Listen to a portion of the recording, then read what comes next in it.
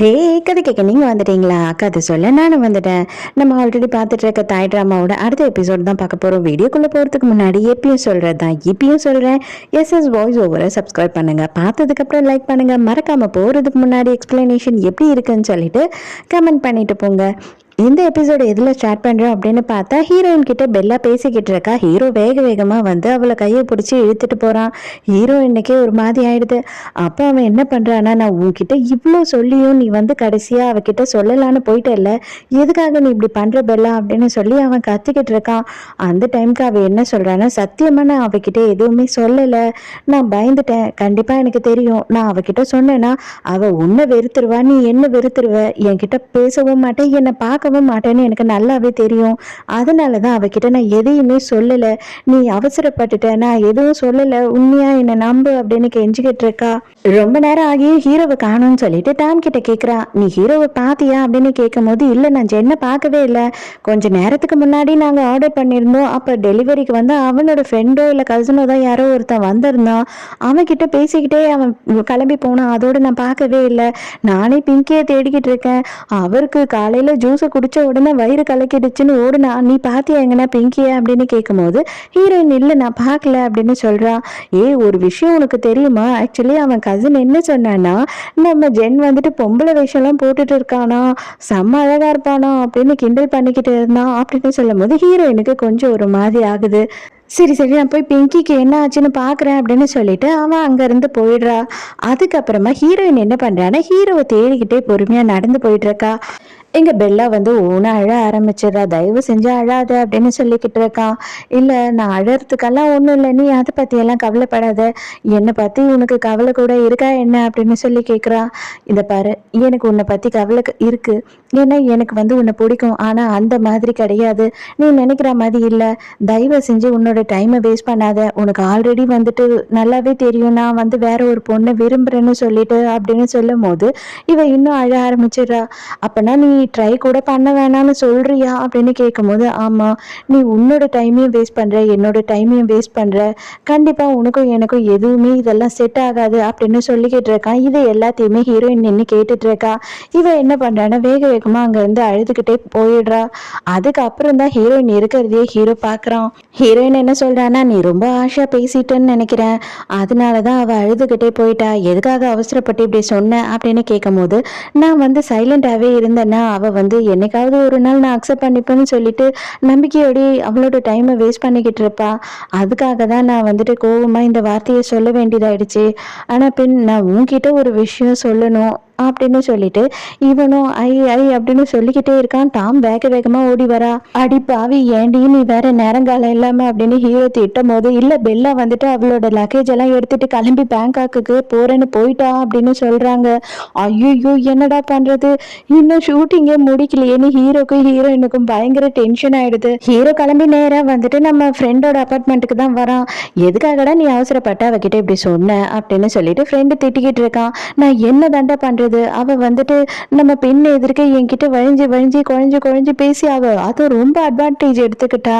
அப்ப பின்ன என்ன நினைப்பா, நான் அதுக்காக தான் அவளை அவாய்ட் பண்ணணும்னு நினைச்சேன், பட் ஆனா பாதியில விட்டுட்டு வருவான், நான் கொஞ்சம் கூட யோசிக்கவே இல்லை அப்படின்னு சொல்லும் போது, இல்லடா நான் எல்லா இடத்துலயும் தேடிட்டேன், அவளோட அப்பார்ட்மெண்ட்ல கூட காலி பண்ணிக்கிட்டு போயிட்டான்னு சொல்றாங்க, அது மட்டும் இல்லாம காலேஜுக்குமே அவ வரல அப்படின்னு சொல்லிக்கிட்டு இருக்கோம். ஐயோ, இப்ப நம்ம பெண் என்ன ஆவா, கண்டிப்பா அந்த படமே நின்று போயிடும் அப்படின்னு நினைப்பா இல்லையா அப்படின்னு சொல்லிட்டு இவங்க ரெண்டு பேருமே பதறாங்க. அப்ப ஹீரோ என்ன சொல்றான்னா, நான் உடனே போய் பின்ன பாக்குறேன் அப்படின்னு சொல்றான்.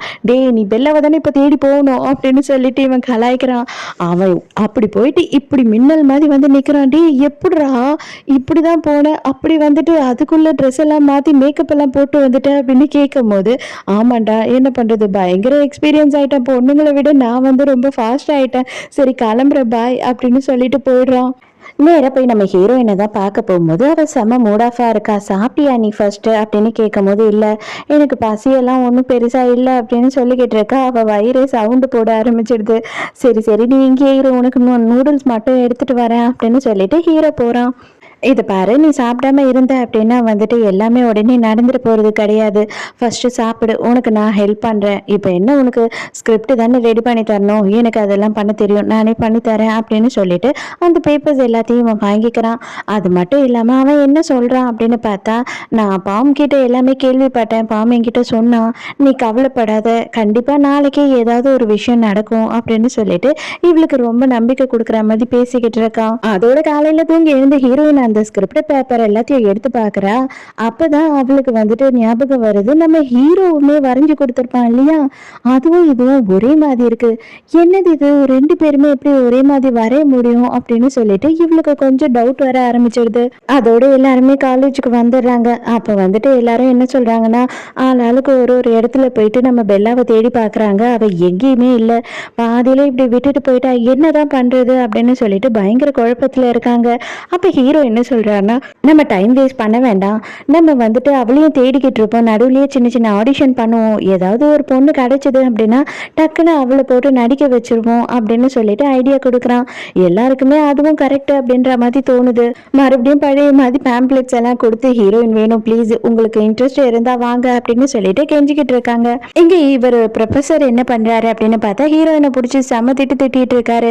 என்னம்மா நீ நினைச்சிட்டு இருக்க, நான் வந்து உனக்காக எவ்வளோ அளவு போராடி இந்த சான்ஸை வாங்கி கொடுத்தேன் தெரியுமா, செகண்ட் இயர் தேர்ட் இயர் பசங்க தான் இது பண்ண வேண்டியது, ஆனால் ஃபர்ஸ்ட் இயர் உனக்கு நான் வாங்கி கொடுத்துருக்கேன், ஆனால் நீ கொஞ்சம் கூட பொறுப்பே இல்லாமல் பண்ணிக்கிட்டு இருக்க அப்படின்னு பயங்கரமாக கத்துறாரு. இவளுக்கு என்ன சொல்றதுன்னே தெரியல. இவ டைம் மட்டும் கேட்டுட்டு வரா. அதுக்குள்ள இவங்க வந்துட்டு இங்க சில பசங்கள்லாம் வந்திருக்காங்க. அவங்க எல்லாரையும் பிடிச்சி ஆடிஷன் பண்ணிக்கிட்டு இருக்காங்க. நம்ம ஹீரோவும் ஹீரோயினும் வந்துட்டு செம்ம அப்செட்டா இருக்காங்க. ஹீரோயினுக்கு எல்லாம் கேட்டு போச்சுன்னு நினைக்கிறா. ஹீரோ நம்மளால ஹீரோயினுக்கு கேட்டு போச்சு இந்த விஷயம் எல்லாம் அப்படின்னு சொல்லிட்டு ஃபீல் பண்ணிக்கிட்டு இருக்கான். நம்மளாம் என்ன பண்றதுன்னு தெரியாம முழிச்சுக்கிட்டு இருக்கோம். இந்த பாம்பை பத்தியா, அவன் டிக்டாக் பண்ணி ஜாலியா டான்ஸ் ஆடி போஸ்ட் பண்ணிக்கிட்டு இருக்கான் அப்படின்னு சொல்லிட்டு ஹீரோ செம்ம கடியா கத்திக்கிட்டு இருக்கான். பார்த்தா அவன் நல்ல தேவாங்க மாதிரி ஒரு டான்ஸ் ஆடிக்கிட்டு இருக்கானா, இவங்களுக்கு சிரிப்பே வந்துடுது. பரவாயில்ல விடு, அவனாவது கொஞ்சம் சந்தோஷமா இருக்கான்ல விடு அப்படின்னு சொல்றா ஹீரோயின். கிளாஸ் ரூம்க்கு வந்து பார்த்தா ரொம்ப இன்ட்ரெஸ்டா தீவிரமா வந்து யார் கூடயோ சேட் பண்ணிக்கிட்டு இருக்கான். ஹீரோக்கு டவுட் வந்தது, யார்கிட்ட இவன் இப்படி சேட் பண்ணிக்கிட்டு இருக்கான் அப்படின்னு சொல்லிட்டு ஹீரோ வந்து பொறுமையா எட்டி பார்க்குறான்.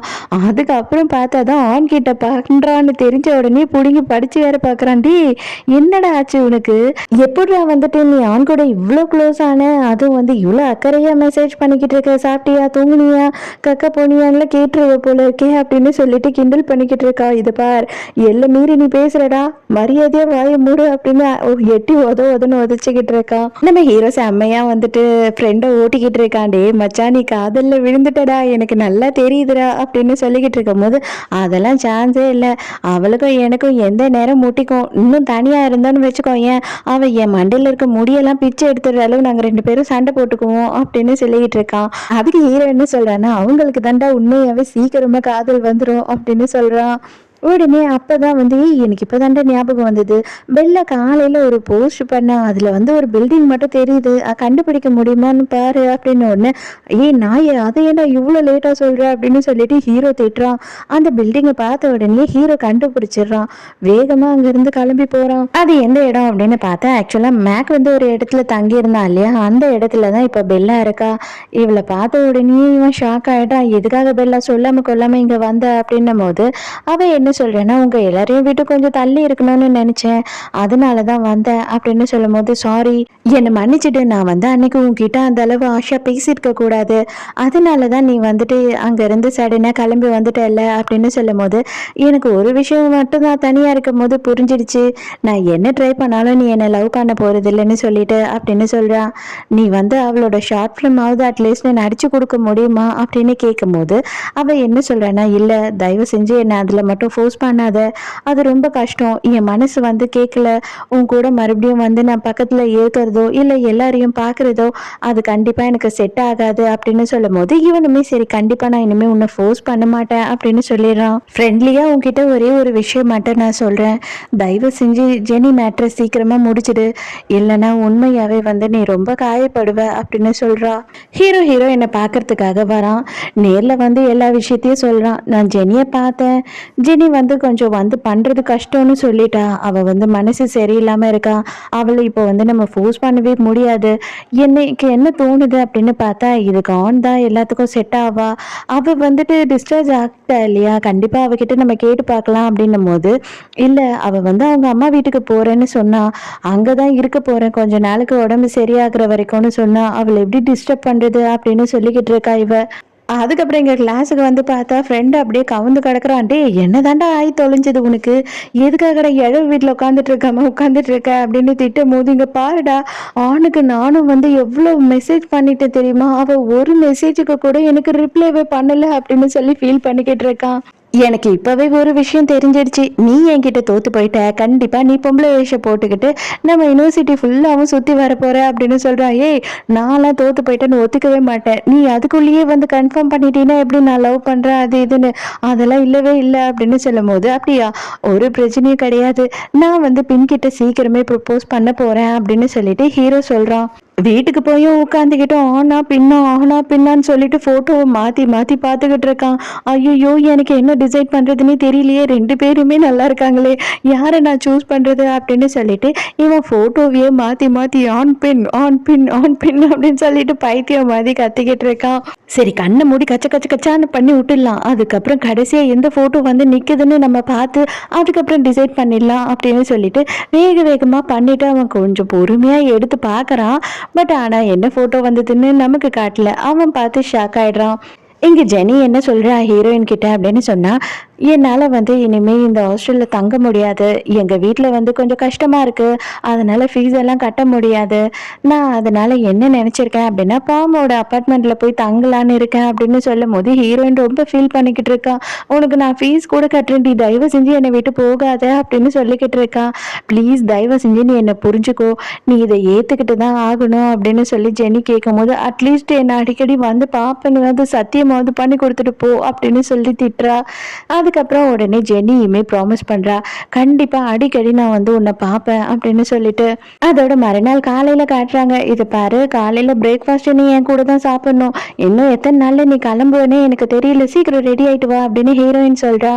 அவளும் குளிக்கிறதுக்கு போறா. அந்த டைமுக்கு வந்து ஜெனியோட போன் விடாம அடிச்சுக்கிட்டே இருக்கு. சரி யாருதான்னு பார்ப்போம் அப்படின்னு பார்த்தா அதுல வந்து இவன் என்ன சேவ் பண்ணி வச்சிருக்கான்னா பாமோட பேரை டேஷ் பையன்னு சேவ் பண்ணி வச்சிருக்காளா. இதை பார்த்த உடனே இவ எந்த லவ்வரோட பேரு இப்படியெல்லாம் சேவ் பண்ணுவாங்களா என்ன அப்படின்னு சொல்லி யோசிக்கிறா. அதுக்கப்புறம் தான் இவ இதுக்கு முன்னாடி வேற மொபைல் தானே வச்சிருந்தா, மொபைலை மாத்தினதா என்கிட்ட சொல்லவே இல்லையே அப்படின்னு சொல்லிட்டு இவளுக்கு ஒரு டவுட் வருது. அதோட காலேஜில் போயிட்டு இவளுமே வந்து ப்ரௌச்சர்ஸ் கொடுத்துட்டு இருக்கா.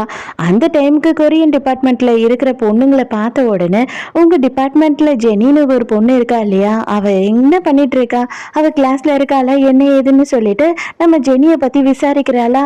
அவங்க அப்படி யாருமே இல்லையே அப்படின்னு சொல்லிடுறாங்க. ஹீரோயின் இல்ல இல்ல நீங்க தெரியாம சொல்றீங்கன்னு நினைக்கிறேன், எனக்கு க்ளோஸ் ஃப்ரெண்ட் அவங்க அப்படின்னு சொல்லும் போது, இல்லைங்க நாங்க வந்து மொத்தமே 10 பேர் தான் இருக்கோம் அவங்க கிளாஸ்ல அப்படின்னு சொல்றாங்க. இவளுக்கு பயங்கர ஷாக் ஆயிடுது. இதோடய இந்த எபிசோட் முடியுது. இந்த எபிசோட் உங்களுக்கு பிடிச்சிருந்ததா, என்னோட எக்ஸ்பிளனேஷன் பிடிச்சிருந்ததான்னு சொல்லிட்டு மறக்காம எனக்கு கமெண்ட்ல சொல்லுங்க. ஸோ நாளைக்கும் மறக்காம கதை கேட்க வந்துருங்க. நானும் மறக்காம கதை சொல்ல வந்துடுறேன். பாய்.